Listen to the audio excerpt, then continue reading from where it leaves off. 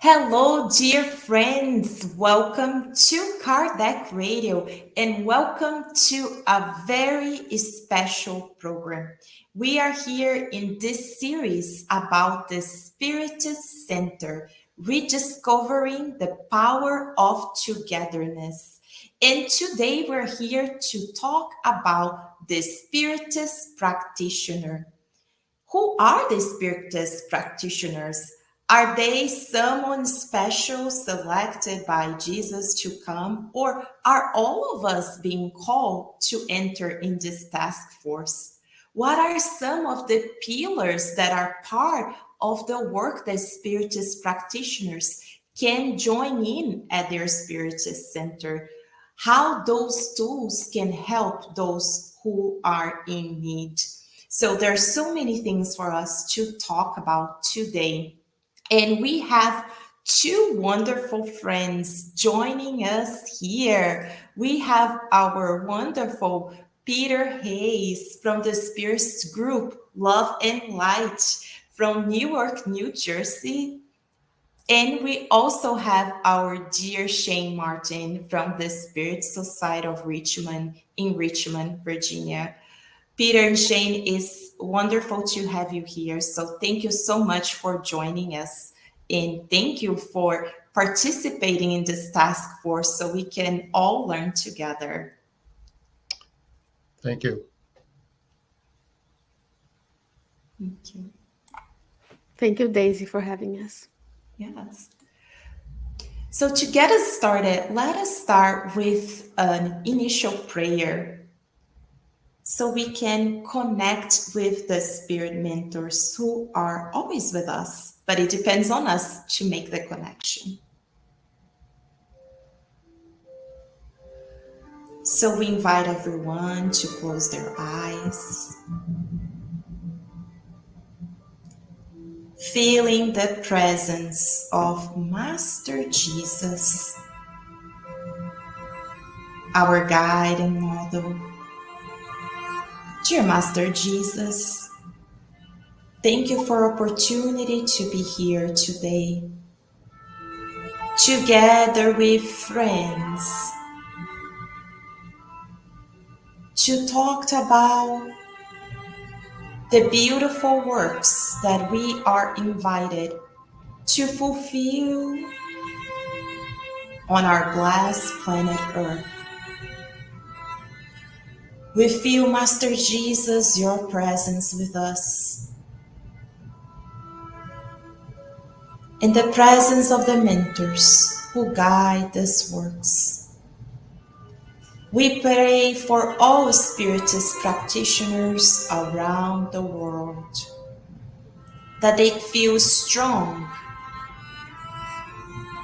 determined in their tasks, and that today they can feel renewed,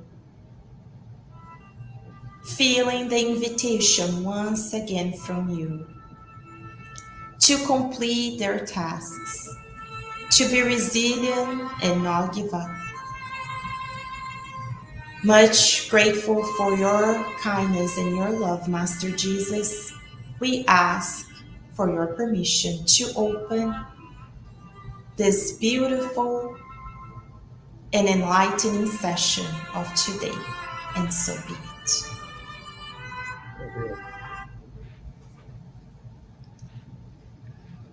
So friends, before we start and we pass the word to our dear Peter and Sheyne, we want to share with you a beautiful message to inspire all of us, and we'll call our dear friends back in just a few minutes here. But we wanted to start by sharing this message by Emmanuel, Jesus, Kardec, and us. This message can be found in English in the book Enlightening Messages, Spiritual Messages, Prayers, and Tales by several spirits, psychographed by our dear Chico Xavier. This message is brought to us by Jesus, Kardec, and us. Let us reflect together. as we are talking today about the Spiritist Practitioner. There's no way to talk about the Spiritist workers on earth without first talking about our dear Master Jesus, who is our guide and model. Not talk about Kardec, who really show us the pathway, who brought to us the Spiritist teachings. But then where all of us fit in this equation, and that's what Emmanuel is going to bring to all of us. So let us read and reflect on this message together. Emmanuel starts by saying, had Jesus thought too highly of himself, so as not to tolerate contact with human weakness? Had he believed that everything should be left for God to do? Had he admitted that we were forever lost in our rebellion and delinquency? Had he constrained the success of his teachings to the support of the highly educated? Had he, Jesus, waited for monetary endowment and political backup in order to carry out his work? Or had he backed down in the face of sacrifice? We certainly would not have the light of the gospel, which opens for all of us the path to spiritual emancipation. Emmanuel starts by reminding us of our Master Jesus.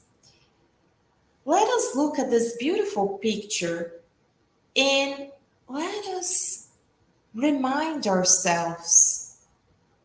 Master Jesus, he is the governor of our planet. He, with other Christ-like spirits, plan in very detail, and we can read more in the book On the Way to the Light by Emmanuel, how he planned from the very first molecules, worrying about the atmosphere. And he has been caring for our planet and for all of us since then. So, had Jesus thought to himself, I am already a pure spirit. How come I'm gonna incarnate on planet Earth and I'm gonna rely on those who are still, quote unquote, so primitive to fulfill the work? Had Jesus thought that that's not my task, let us God take care of it. Those who are there, they're too rebellious. They still have so much to learn. Well, we certainly wouldn't be here today. But what he did instead, he came. He was born in the humblest ways. And he showed us the path, not waiting for the highly educated, not waiting for political support. On the contrary, rereading the book Good News by Humberto de Campos, how Jesus truly chose each disciple already knowing the qualities of each one of them, seeing beyond their still weakness that they had to overcome, that they were still learning. He wasn't waiting for any financial support to do his work. And he really didn't back down in the face of sacrifice. So if Jesus has our guiding model came in the humblest ways to show us the path. The question is, who are we? Are we, on the contrary, waiting to truly fulfill our task with Jesus by waiting for those who can join in the task that are already perfect? Because we cannot tolerate the imperfections of others, knowing we each have our own imperfections. Are we waiting for that financial support or the financial stability to do our task? That's why we're bringing this message to remind us that there is no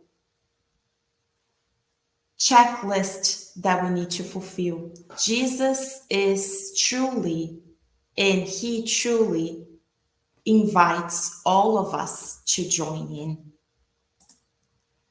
Then Emmanuel continues, and now he talks about Kardec. Had Allan Kardec overrated his own position in the aristocracy of intelligence, placing deserved honors and titles above his own convictions? Had he been expecting the partaking of illustrious personalities in the message which he bare? Had he, Allan Kardec, waited for financial support to plunge into the task? Had he considered his difficulties as an educator with scarce time to devote to commitments outside his profession? Or had he backed down in the face of the slanders and personal attacks which marked his path? We would not have the Spiritist codification, which complements the gospel and integrates us into the responsibility of living. Master Jesus told us that at the time he incarnated on earth, he couldn't tell us everything yet. But he said, I will send you the promised consoler that will tell you much more and that will come and stays with you forever. And that is the Spiritist doctrine. Spiritist come has the promised consoler by Jesus. And Kardec, this man who truly renounced. For those that haven't watched yet, we highly recommend the beautiful movie Kardec. You can find it on Netflix. There we see beautifully portrayed. Kardec was already a very well-known educator at the time. He had studied with pioneers in the field. He had a very well-known position in the Parisian society at the time. So, had he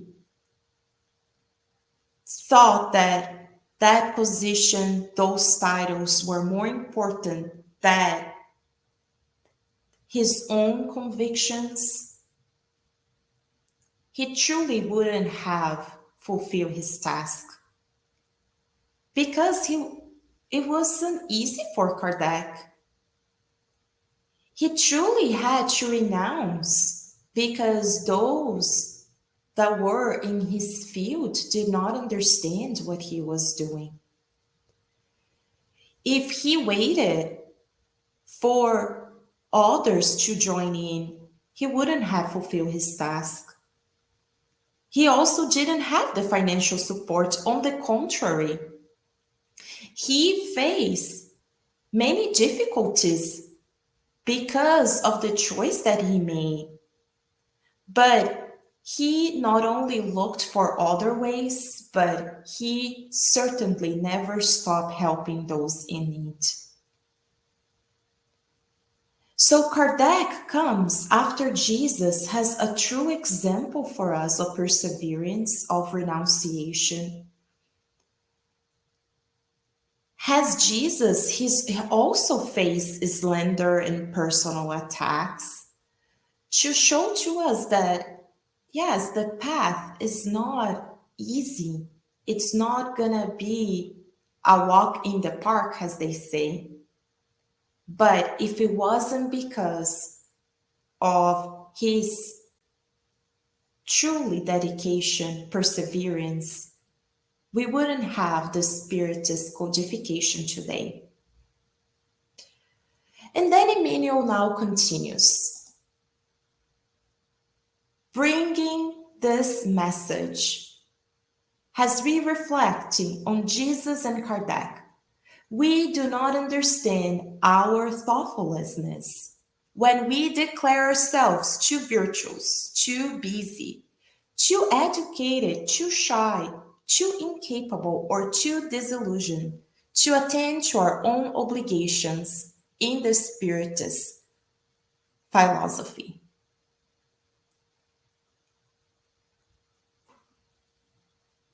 This is a call for all of us.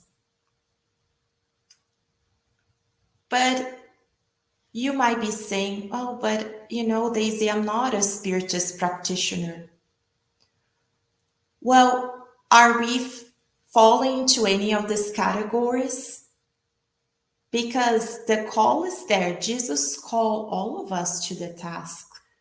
Are we declaring ourselves too virtuous because we don't want to, as Kardec he gave out the titles that he had, the social position. Do we say we're too busy? How many people say, I will work in Spiritism when I retire, when my children are off to college or they are married, or when I am financially stable. Or some say, who am I? I am no one. I I cannot do this. I'm too shy. I'm too incapable. Well, then as Emmanuel is reminding us, we are truly failing to attend to our own obligations. How this is happening? He says, if we consider this the master and the apostle of human renovation, they pass among men, suffering lacerations and exemplifying the good for love of the truth, while we, in that conscience, run away from learning and serving for our own benefit. Undoubtedly, we will be, without noticing, under the hypnosis of unseen obsession, showing balance on the outside and madness on the inside. So Emmanuel is telling us, if we are giving these excuses, I'm too busy, I'm too virtuous, I'm too educated, I'm too shy, I'm too incapable, I am too disillusioned, look at my life. Well, he's saying, Emmanuel's words, friends, we're just here learning together. He's saying, we're under the hypnosis of unseen obsession.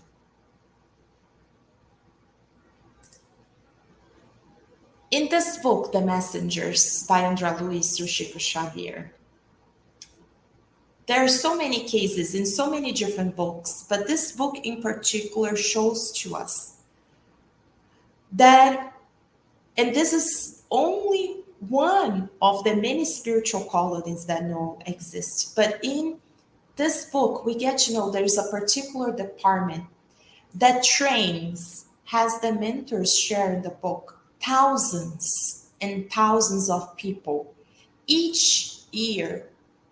And this book was written many years ago, so we can only imagine how many they go through preparing themselves from 30 or more years sometimes to reincarnate, to fulfill a task together with the mentors under Jesus' loving care. They are not only prepared, but they come with a group of spirits in both realms to help them in their task force. And the mentors say, and I have the book here because it's their words, not ours. Thousands of qualified messengers of love leave, but the ones who actually succeed are quite rare indeed. Some manage to accomplish their task partially, but most of them fail completely. Why? Because we reincarnate and we get too into the material things of life. And it's an obsession because we cannot really see. So, friends, today, as our dear Peter and Sheyne talks about the service that the Spiritist practitioners are called to help and support at the Spiritist Center, let us keep this message in mind and reflect. As all of us are being called, we were probably very well prepared for the task, but it depends on us.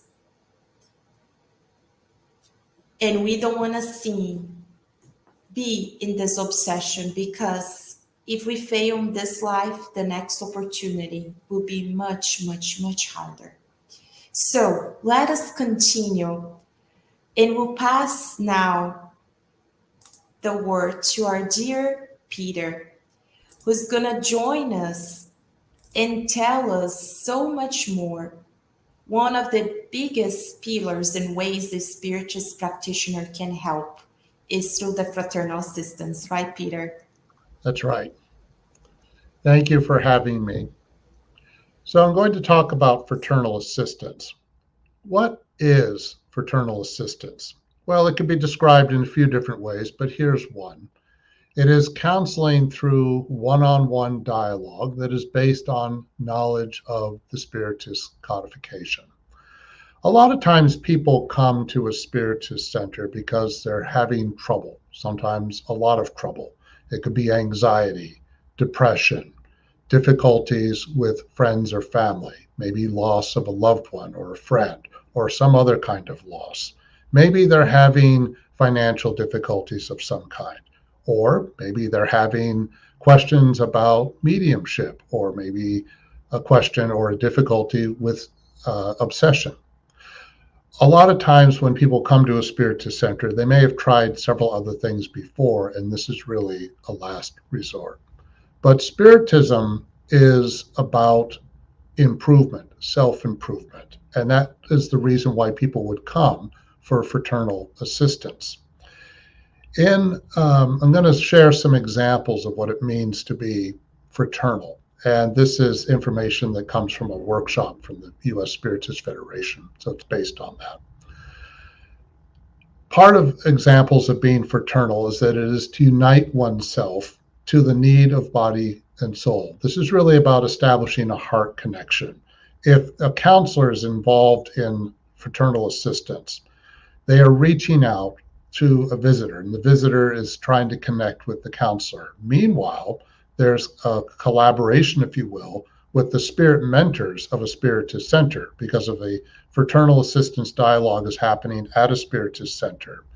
Then both the counselor and the visitor are interacting with each other, and then the mentors can also be helping and are helping and assisting as well. Being fraternal also is to extend your hand to people who are falling from the abyss. A counselor is trying to be compassionate and understanding and reaching out to someone who is in need and is confused, perhaps, and needs help. It is to offer friendship without asking anything in return. Charity, emotional charity, is about giving of one's time and is not about asking for anything in return, certainly not payment, but any kind of favor. It is to walk through the pathways that will lead you to peace. The key to beginning to have peace is consciousness. Joanna de Angelis, in her books, stresses enormously that consciousness is essential as we do our best to understand why we're going through certain situations and what are the implications of it. Certainly, most psychologists would agree that consciousness is essential. The more we have consciousness about a situation that we're in, the more we can begin to develop a sense of peace. And a counselor can help a visitor with that through fraternal assistance. Mainly, it is to know how to love, the giving of one's time, to listen to somebody, to be able to perhaps make some suggestions to someone who has felt stuck. All of that and much more is an act of love. And this is connected to Spiritism as a whole and the overall purpose of Spiritism. In her book, Initiation into Spiritism, Teresina Oliveira says this, that in practice, Spiritism is study, work, and Christian living aiming at our spiritual evolution. When she says Christian living, you could say this. She's referring to the universal teachings of Jesus that we're doing our best to put into practice in our daily lives.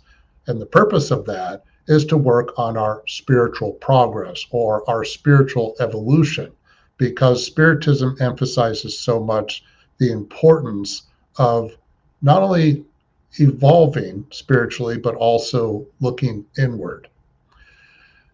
Teresina Oliveira also says that those who truly understand Spiritism, quote, do not limit themselves only to mediumistic practice or the healing passes or cures or phenomena, but strive to improve themselves and help others achieve the same. Notice the last part of this sentence, because that's the key part. Striving to improve themselves, but also to help others do the same. So it's not just about us and our relationship to ourselves, but also interacting within a larger community. And if we can help somebody, that we have, you could say we have a duty to do so. She also says, quote, when carrying out spiritual practices, they, meaning Spiritists and certainly the workers at a Spiritist Center, they seek to do it with genuine interest in the other person, with simplicity, without externals, meaning rituals and so forth, sincerity based on faith, loving fellowship, in other words, charitable love, and always seeking to do good to fulfill the divine will. Taking an approach of simplicity, sincerity, loving fellowship, and seeking to do good, all of this is key in the practice of fraternal assistance. Now, what are some of the purposes of fraternal assistance? Well, it can be to encourage visitors to present their problems with faith, patience, hope, and balance. When people are struggling with a variety of difficulties, it can be very hard for them. And they're coming to a counselor who's not directly involved, which makes it easier for the counselor to listen. And as somebody is involved in trying to express what they're going through, they need to be able to feel comfortable with the environment that they're in. And in the beginning, a search inward and beginning to understand how Spiritism views things. It can be very useful when someone understands, for instance, that the soul is immortal, that we go through a variety of trials for important purposes that have to do with our spiritual progress, and that these trials are not permanent, they are temporary. And as one begins to get an understanding of this, then one can develop a deeper sense of faith, patience, hope, and balance. Another purpose, to motivate in visitors the practice of fraternity and solidarity. As a visitor is beginning to examine the situation that he or she is going through, and trying to be a little more objective about it, encouraged to do so. Part of what can happen is that they learn to become more compassionate towards those they are involved with, especially those they have difficulties with. But also, a visitor who's struggling with a problem can learn to develop more compassion for themselves. And third, to present the therapy of inner transformation as an essential resource to the assistance of the attendee.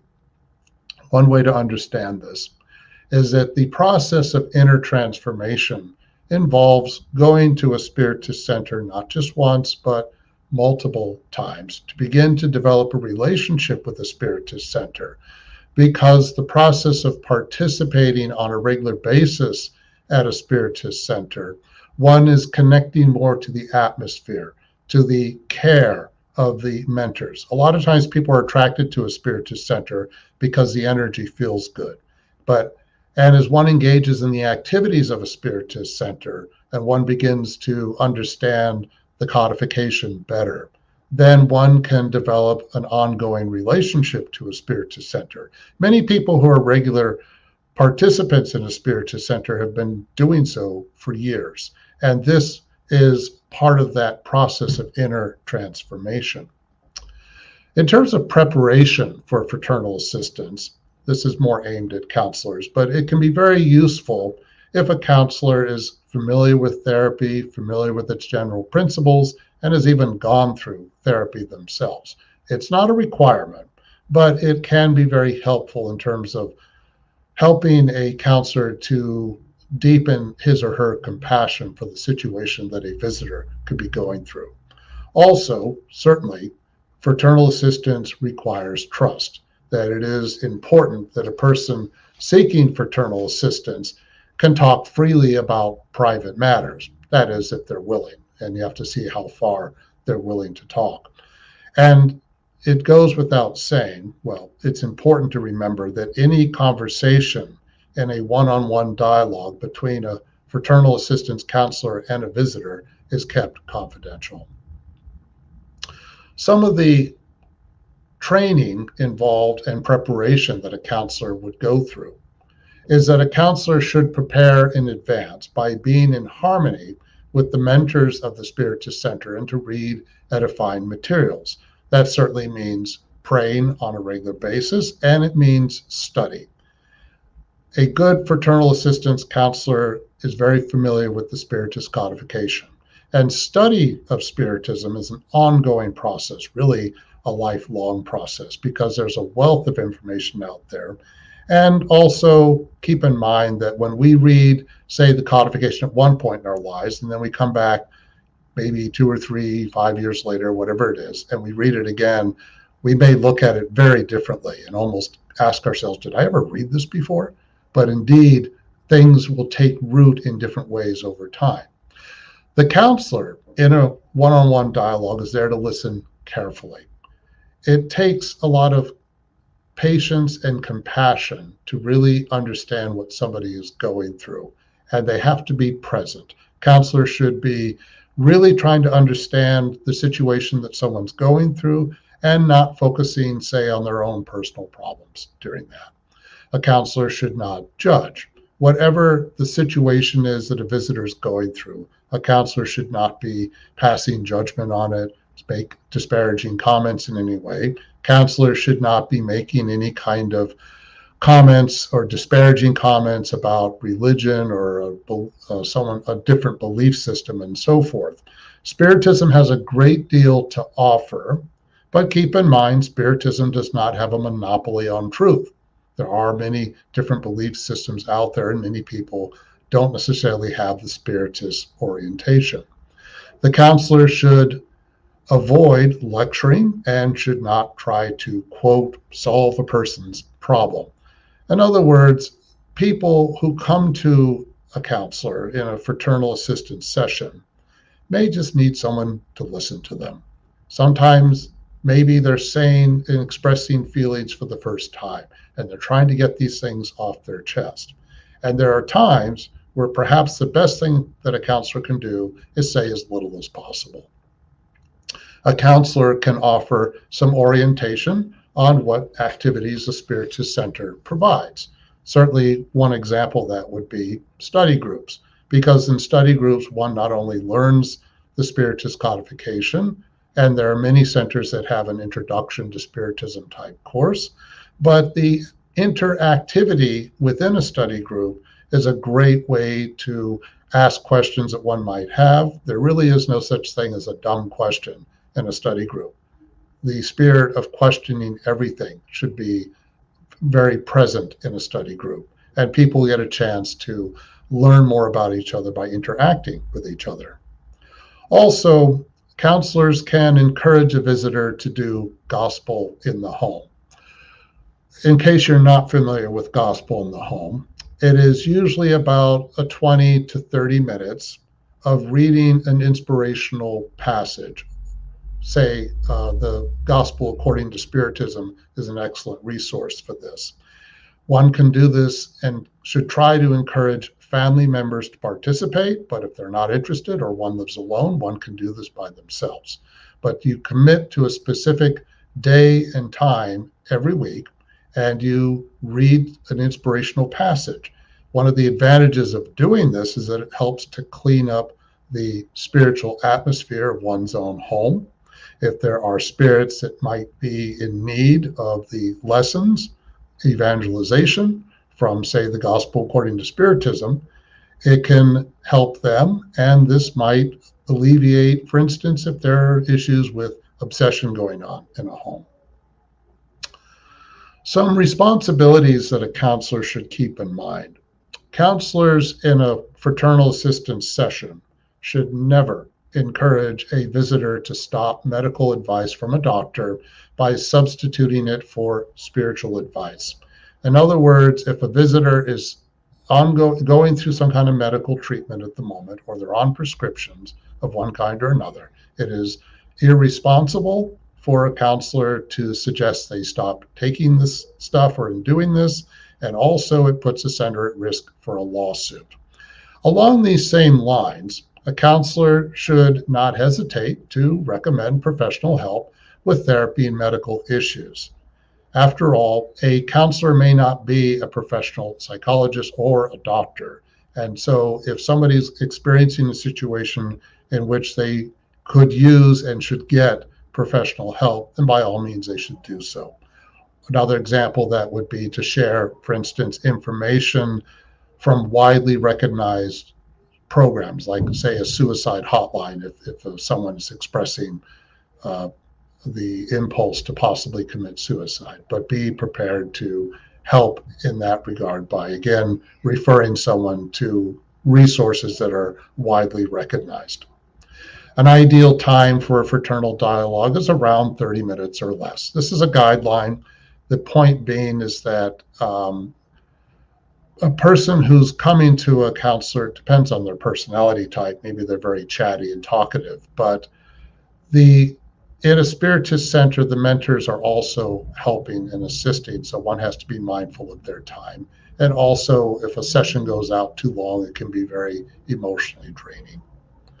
Also, counselors should be responsible by being, if they're committed themselves to engage in fraternal assistance, that they attend regularly and make sure that they are available. And if they can't be available, coordinate with others at a Spiritist center and make sure that there are people on hand when someone is in need. I'm going to start to wrap up. This program, as has been alluded to, is talking about the need for in-person participation. And really, this is connected to a subject that people struggle with, which can be having to do with isolation. In the Spirit's book, part 3 is all about the divine laws that come from God. There are 10 chapters in part 3. Chapter 7 focuses on the social law. And within the social law, the subject of isolation does come up. In question 767, the question is, does absolute isolation conflict with the law of nature? The answer is interesting. Yes, since human beings instinctively seek associations and all people are meant to help advance progress by helping one another. Notice the word meant to help advance progress. We have a duty to one another, not just ourselves. Question 768 says, or asks, in seeking out society, do human beings only yield to a personal motivation, or is there a greater divine purpose? Answer, humans must progress. We don't have a choice. They cannot do it alone because they do not possess all faculties and needs contact with other humans. They become animal like and stunted when isolated. Notice that sentence again. They do not possess all faculties. We do not have all the faculties we need to develop fully by ourselves. We need one another. Human beings are gregarious by nature. It is who we are. There is a comment here also that no one possesses the complete range of faculties, that through social union, human beings complete one another and mutually secure their well-being because they need one another for living in society and not in isolation. So once again, the emphasis here is on social interaction, that it is essential. It's not only part of our nature, but it is essential. And I want to wrap up with a point, which is that if one is, in this case, not going to a Spiritist center because one's watching everything online, the ability to break a pattern of isolation involves taking a risk, whether it's going to a Spiritist center or just getting out of one's room and not living 24/7, so to speak, in a cyber world. It involves taking a risk. It is risk, for instance, for a visitor in a fraternal assistance session to actually talk face to face to a counselor and begin to express what is going on, to make oneself vulnerable in that way, to be able to talk freely about what one is going through. And it's also a risk for the counselor to actually try to listen to someone, to take in what's going on with them, and to try to offer some kind of feedback or guidance that might make a difference in that person's life. But as we think about fraternal assistance, as we think about connecting to a Spiritist center, as I mentioned before, Spiritism is about inner development. It is about inner improvement, but we're also, part of it is to help one another. So we are not a bunch of empty bottles that just need to be filled up every week. It is a two-way street. We work on our own inner progress. We try to deepen our consciousness, but then we also can reach out and help others as well. And that is not only the heart of what fraternal assistance is about, but also one of the major reasons to be involved with the Spiritist Center in person. Thank you.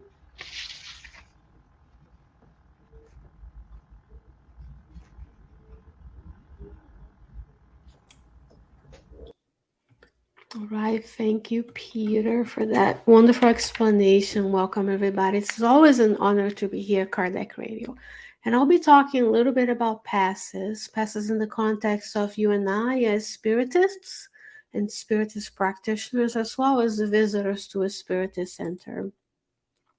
But friends, what are passes? Passes is a unique type of service that the Spiritist Center provides. Oh, in a practical sense, it's about giving, sharing, and loving.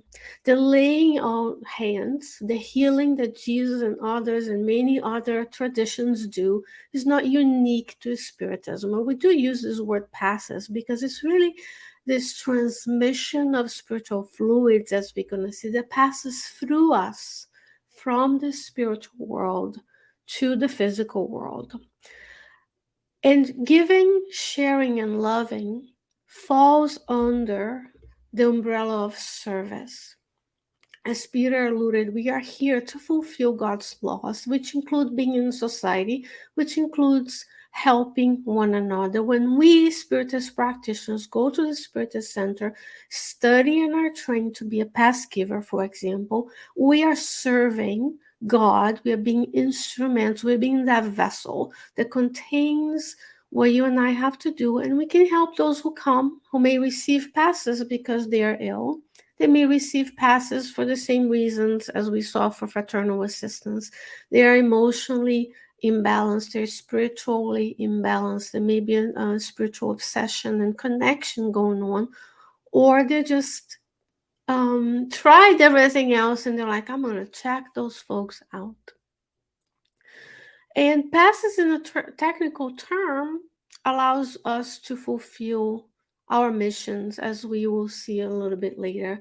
It's a fluidic magnetic procedure with the objective of restoring the equilibrium of this complex spirit, perispirit, and physical body. Question and answers 175 of the Spirit's book. It would be in this part here. The spirits tell us that we are a multidimensional beings. You and I have our spirits living on the earth. We have our paraspiritual body around our spirit. And if we are incarnated, you have a physical body as well.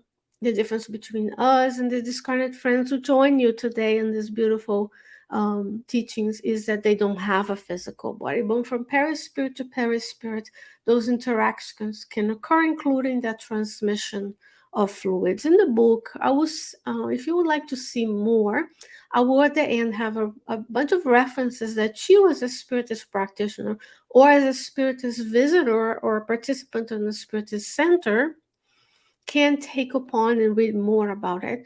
But in the book, Magnetic and Spiritual Healing by Jussara Korngold, she also talks about a different definition, which is similar. This is spiritual fluidic transmission, this transmission of spiritual fluids from the spirit world to us. As we see everything around us in nature, we are everything is modifications of the universal cosmic fluid. As the spirits who guide our evolution, who guides the mentors and guides of each and every Spiritist Center, they can manipulate those fluids and transmit them to us, either directly from a point of view of spiritual passes, if you're listening to the Kardec radio passes, for example, on your own at home, or if you are at the Spiritist Center, which is a stereotypical image that we think of, we're sitting on a chair and there's someone in front of us, and through that person, the spirits can transmit those fluids to us. But it's all again about service and restoring balance, because as Deise mentioned, we are all somehow, we're still working on our progress. Again, third part of the Spirit's book is the laws of progress. As we do inner work, inner improvement through the service in the Spiritist Center, then we can improve and help others as well. But why passes at the Spiritist Center? I did separated this conversation into three pillars. If you think about a stool with three pillars, would be teamwork, safety, and discipline. There are different types of passes. So you can have individual passes, which is I'm going to focus on here because it's one-to-one. One-to-many, right? Because there's a Spiritist test as well. In the Spiritist Center, you can have collective passes when there are a few pass givers, but a multitude. Think of a Spiritist Center just as Divaldo Franco's. There's a large number of people, so they can provide the service of passes through collective passes. And then there's the passes that you and I can do at home in terms of spiritual, spirit to incarnate being as well. But when we go to the Spiritist Center, we can practice this teamwork.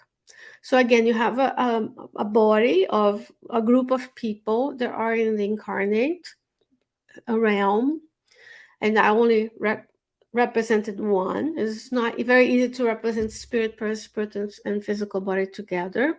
And then there is a group of discarnate spirits who will be helping us. You as a Spiritist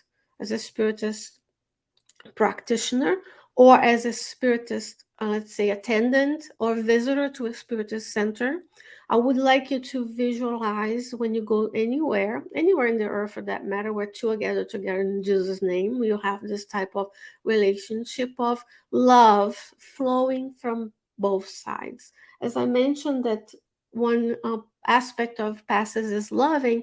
Love is the universal force that keeps all of us together. That's from the book After Death by Leon Denis.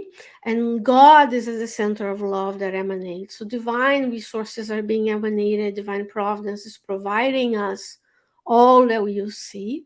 And this love can permeate us and flow from the discarnate beings that care for us to us and vice versa. Every time you think of someone you love who is in the spiritual realm, you can send that love to them.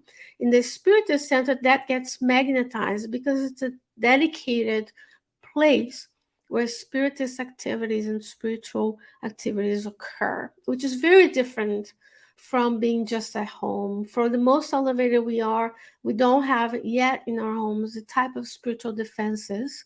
Very rare, very few of us can have that kind of it's not impossible, it's possible, but it depends on what we're going to see on our actions.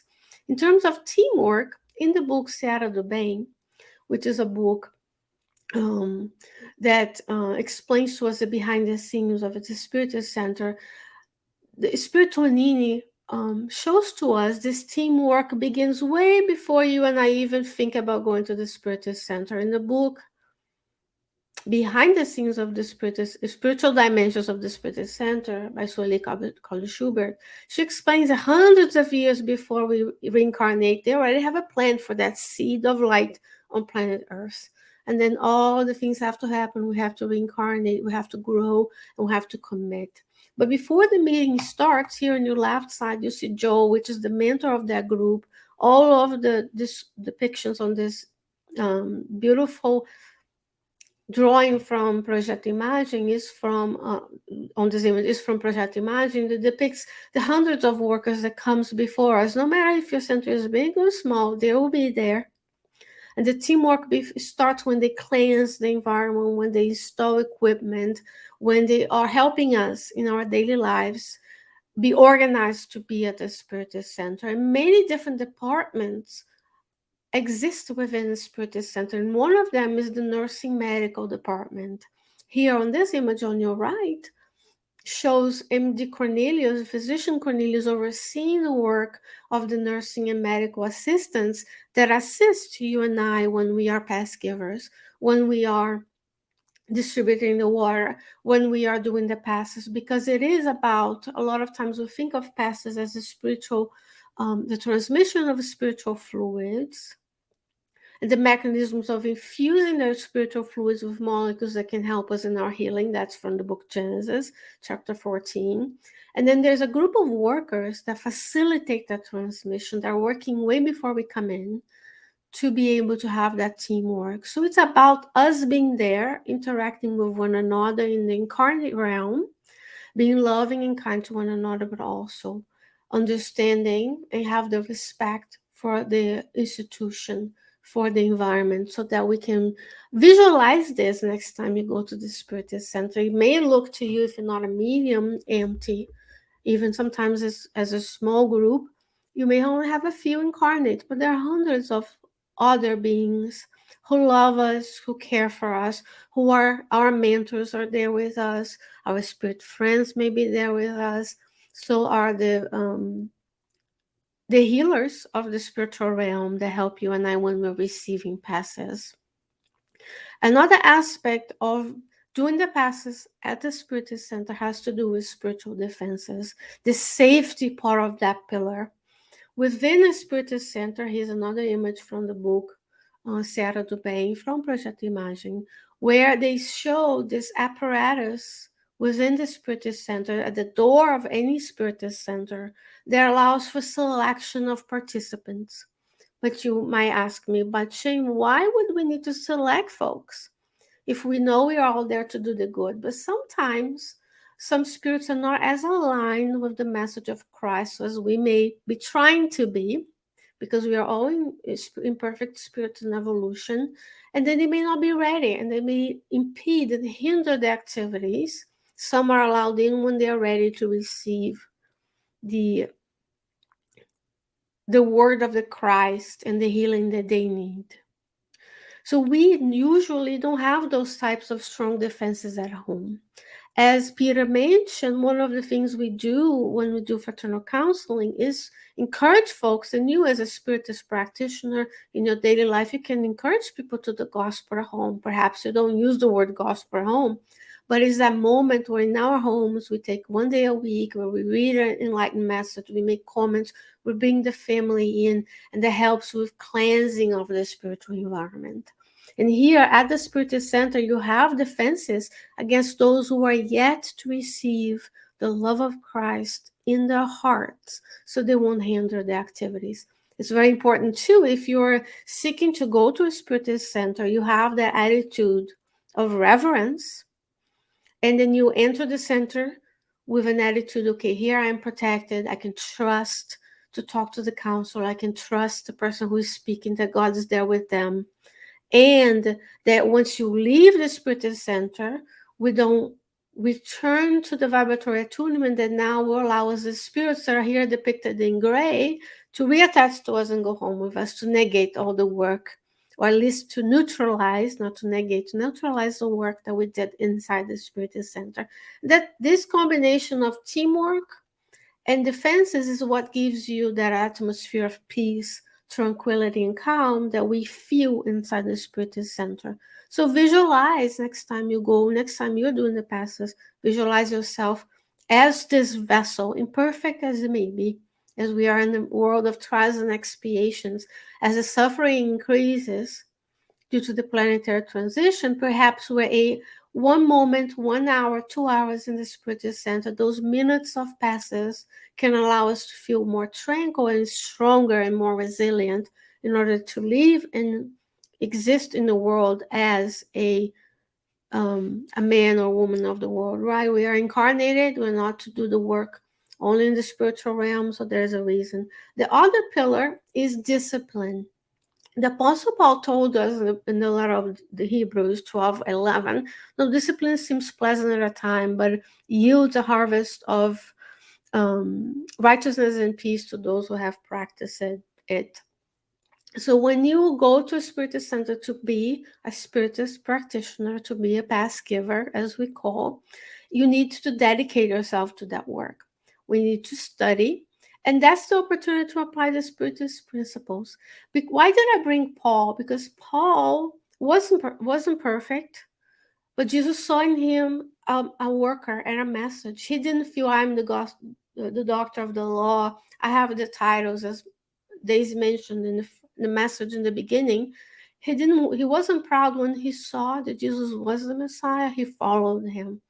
And it's much easier for us swimming in the culture, swimming in the physical realm, in interaction with others who may not know yet of this beautiful message, this consoling message of Spiritism, to just go with the flow, swim with the school of fish, right? The fish doesn't know it's in the ocean, just going with the current, where it's easier to travel, it's easier to do things, but we need to be coherent, put our thoughts, our actions, and our feelings in alignment with the teachings that we proclaim to have.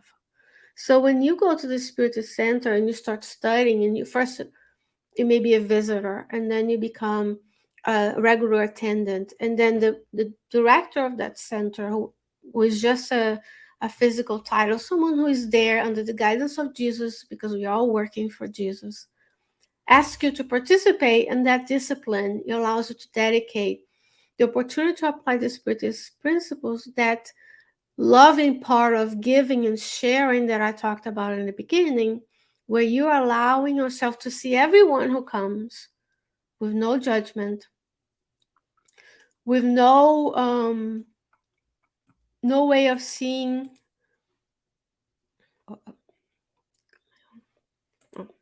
Sorry. The storms are coming through. So when you come to the Spiritist Center and you're serving, you move on, because we don't take people out of the street to be pass givers. You have to be prepared. You have to dedicate. You have to study. And then you can see each and every person who comes in, regardless of what they look like in this lifetime. Remember, life is eternal. The personality and the bodies we take on this lifetime is what we have today. And I see them as a child of God. I'll be a better vessel to be delivering the passes. And in the book Mechanism of Mediumship, Andrea Luiz says that the passive service supervised by discarnate benefactors, the patient emits characteristic mental waves that assimilate the vital resources that he or she receives. The patient retains the resources in their own physio-psychosomatic constitution through the circulatory system. It all depends on the patient's trust and merit. In other words, when we go to the Spiritist Center and we visualize the teamwork, the different departments, and we are thankful and grateful for everything that we have, and then we ask ourselves, am I trusting? Do I have faith? And do I have merit through my actions in daily lives? How I treat others, what I think, what I consume. Remember, I talked about the magnetic defenses. What we consume in our homes, not just food wise, but what are we watching, what kind of virtual activity we have, our vices, all of that in a home is more difficult to maintain that spiritual protection. And when we talk about the mechanisms of passes, is that transmission of fluids. Here you have the depiction. You can see those seated. This is the image we usually have on pass giving.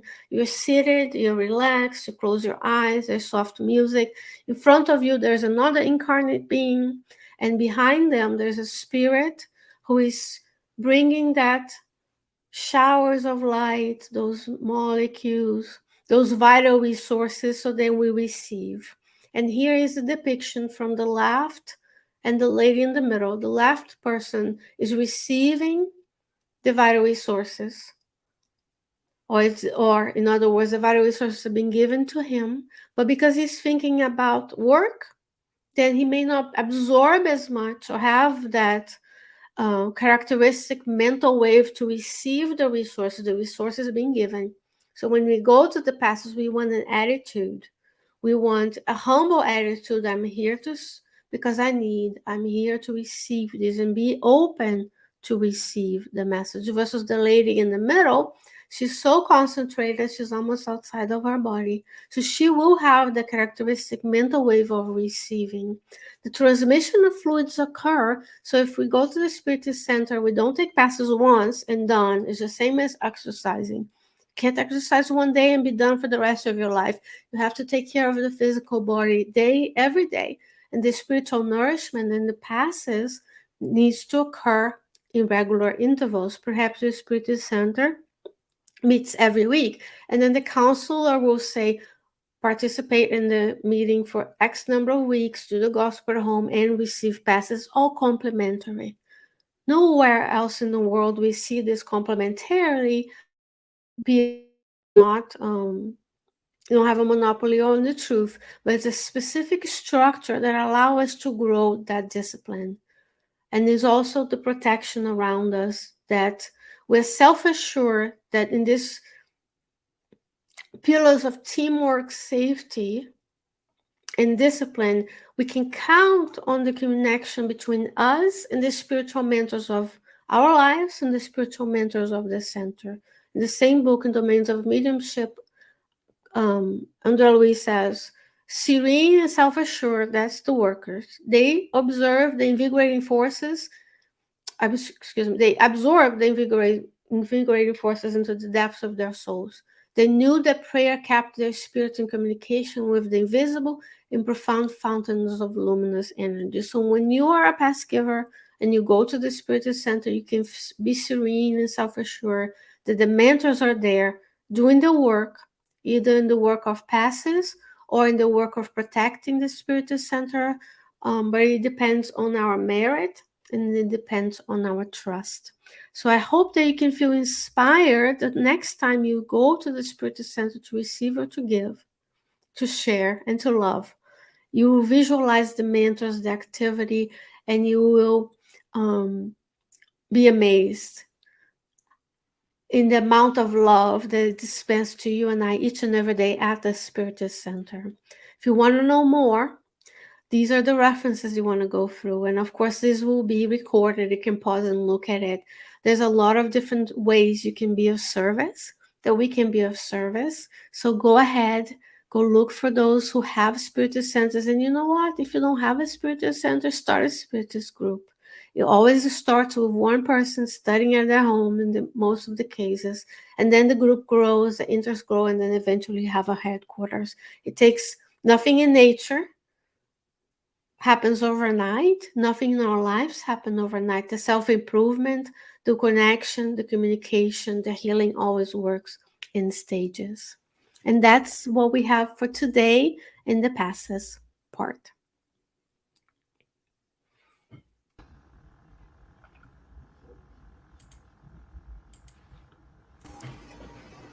Thank you so much, Sheyne. Thank you, Peter. Wow, so incredible, right? So thankful for both of you and thankful for Spiritism, right? For us to have these tools. As you were saying, Sheyne, the Spiritist Center is truly unique, right? Has you share with us, Peter, about the fraternal counseling, together with the passes, together with the study groups, and the importance of that interaction in person. Um, if people on earth knew, right, about the blessings, people are trying to quote unquote find the the perfect pill, right, the healing pill, but a spiritist brings us everything combined, right?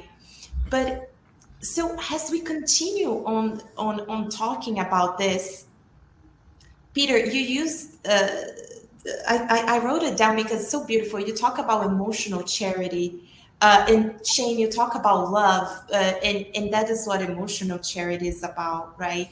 Mhm. But we live in our society that is still so materialistic, and when people think about charity, they think about donating thousands of dollars, right? Or they think about going to another country to help, right, someone in need.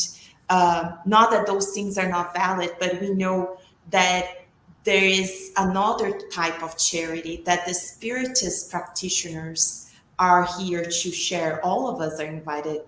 This emotional charity, which is key, and has both of you brought to us, we cannot do that in isolation.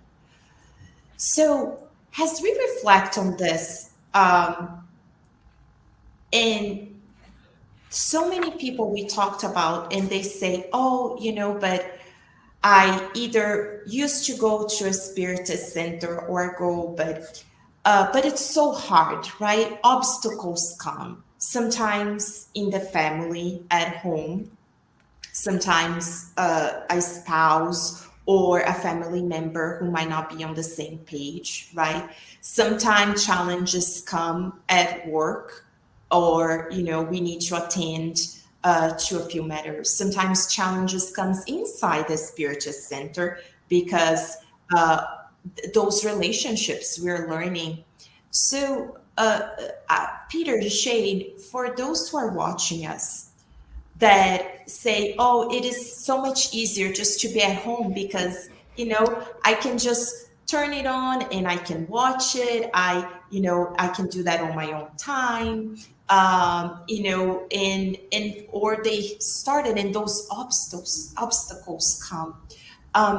What would be your recommendations, or what are the things that we as spiritual practitioners can keep in mind? Because those obstacles will come, but how can we overcome them so that we continue? Has we're talking, you close with Paul Tarsus, Sheyne. He he had a few challenges, right? But he persisted. So how can we continue moving forward and not think let's just I can just connect online and do it and I'm already doing enough, right? Mhm. Do you want to go, Peter? Okay. I think it has to do with us being honest with ourselves because Spiritism is about personal improvement, right? And about searching inward. And part of that is for us to ask ourselves, what are our intentions? Are we not going to a Spiritist center because we really can't, because there really is a legitimate issue going on? or are we not going because we're making excuses? Mhm. Mm. If we're making excuses, then that goes back to why is one participating in Spiritism in the first place? If it's to work on our spiritual progress, and we will all progress one way or another, but if we choose to delay the progress, then we'll have to accept whatever the consequences might be as a result. But we have to put our own effort into that. So if someone is running into difficulties or maybe just doesn't want to go, that's understandable. But that's when you really have to kind of push and use one's will to try to overcome and not make excuses, just get in the car and go, basically. And especially because if you do that, you will notice that you feel much better when you're there. And they're not wrong. It's easier, right? Because in this society, we are immersed in matter. We're here to interact with matter with others, and others are not doing this. So it's harder to swim against the current in a sense. Yeah. When everybody's doing things and checking off, I usually tell the folks here, like, solve for simplicity. When we're usually overbooked, doing too much, but those are things that our society tells us that are important, right? Putting the beautiful picture out and bragging about going to here and there.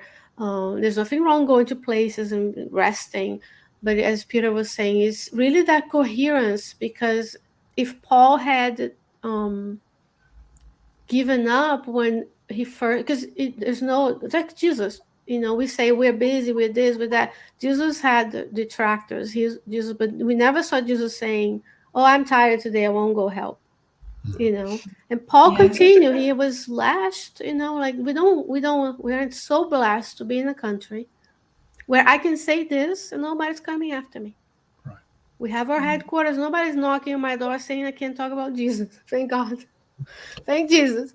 Mm. But yeah, it's just about the coherence. Do I say that I am a spiritist, but then I only do spiritism when it's convenient for me? Mhm. Because in retrospect, people, if you invite them for a barbecue, they will go to the barbecue, and there's no impediment. They make time, right? We make time for what's important. So Right. behavior is a language. So if I find myself saying one thing, but then not, it could be um, obsession, it could be interference, right? When our spirit friends, I don't like the word obsessor, just strong, they say, when they see us progressing, they don't want. And if they don't get to us, now they get to the spouse, they get to the work. And usually the day you go to the Spiritist Center is the hardest. Is the day you're the most tired. You have the last 45 requests of something, or traffic is bad. And that's training patience and resilience. As I said, we don't have to be on the back of camels and see Jesus the road of Damascus anymore. We have cars, we go to places, we travel, we take time to plan other things. So it's about that commitment to, which is hard. It's hard to swim against the grain. And that's why we have these vehicles of knowing one another, so that we can, not many people in your city is a spiritist. So that would be, just keep doing, keep trying. The mentors are there with you, and they will help you overcome the obstacles. As I think Sheyne was touching on too, there is a momentum that can begin once you start Yeah. that process. It's like exercise. You may Mhm. it may be drudgery in the beginning, but once you start it, you ask yourself, why did I ever not do this? So it's and participation in a Spiritist Center can have that effect. A lot of times when people come to one, they feel better afterwards, and then they begin to develop the habit. But Yeah, one has to try. exactly. Yeah. As you both were talking about this, as we think about Jesus, he said, "Pick up your cross and follow me." Right? So he didn't say, pick up, just something small. Little It's rock. his, yeah, a Little small rock. rock. Yeah, Heavy little rough. rock. Yeah. Exactly. So, has we read at the beginning by Emilio, it's not going to be quote unquote an easy path, right? But we're here, there's not to get the easy way out. We're here to, as both of you talked about, so that we can learn, we can improve ourselves, because there's still so much that we need to improve in ourselves and learn. But then that happens hand in hand by helping others, right? With this practicing this chair. So at the Spiritist Center, we're able to get this exchange, right? Helping others as we are helping ourselves. Mm-hmm. So Sheyne and Peter, as we close this such a beautiful session, and I thank you so much. What would be your words of encouragement, or words of perseverance, either for those who are just starting out or those had already been working Spiritists for many years? Any recommendations? What would be your final words? And also, if you can share for those, and I know Sheyne, you already mentioned this, but those that say, "Oh, but I don't have a Spiritist Center where I live." And especially if you're in the United States, you might be in a place where there might not be a physical Spirit Center yet, right? But what would be your recommendation? So let's say, Sheyne, we'll start with you, and then we'll close with Peter. I say take the risk, as Peter said. It's not as fun to be in a place you don't know people. If there's a Spiritist Center around you, go and talk to them, check it out, and pray a lot so the mentors can inspire you to continue to do the work. If you don't have a Spiritist Center close to you, especially if in the US, you go to the Spiritist Federation. All the centers are listed there. Continue to watch there's nothing wrong with watching the programs online in combination, but this multitasking, you can't really be there and here at the same time, doing additions and listening. Your brain is not made to do that. As a neuroscientist, I can attest. But then you can start the gospel at home at your house. Maybe you're going to meet someone who is, want to join you. And that's usually when the cells of the Spiritist centers are formed. And then it grows. So don't put, the horses before the carriage before the horses. But you start small, start, thinking about it, because the mentors will open doors for that, if that's meant to be, that self-light. So I just say keep trying, take the risk, and go meet people, see what's it about. And, there's nothing like it. There's no feeling like it in the world, no matter what you do in your life. So keep doing it. Really, the best way to learn something is through interaction with other people, because we bring our own experiences, people bring their own experiences, and we learn so much from one another. And it's a great way to reflect on the nature of our existence by doing it in a group rather than us reading books on our own or watching something online.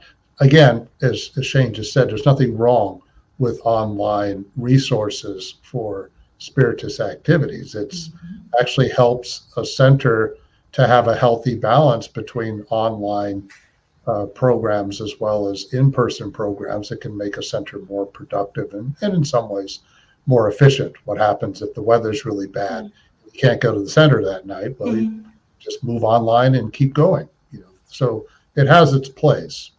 But technology is a tool. It should not be dictating the nature of our lives. And so when we engage in person, there's just that energy of having people physically across the table from you, and that free exchange of ideas and thoughts and feelings that is very infectious. And again, we learn a lot more that way. Like, solitude has its moments, by all means. There are times when it can be useful, but we need to have that healthy mix between the time we have alone and the time we have with others. Well, thank you both again. They're so good when we are as you were saying, Peter, together we're learning with one another, we're exchanging this. And yes, thanks to technology, we are here and we have this opportunity to be together. And for those who are watching us, feel encouraged, feel empowered. Yes, we all can do it. Yes, there's no, special list, right, of special requirements. All Jesus is asking us is our goodwill for us to get started. So we want to thank Sheyne and Peter once again. And for those who are connected with us, stay tuned because we have many more programs in this series coming along. And we'll see you here on Kardec Radio next time. Thank you so much, everybody. Thank you. Thank you.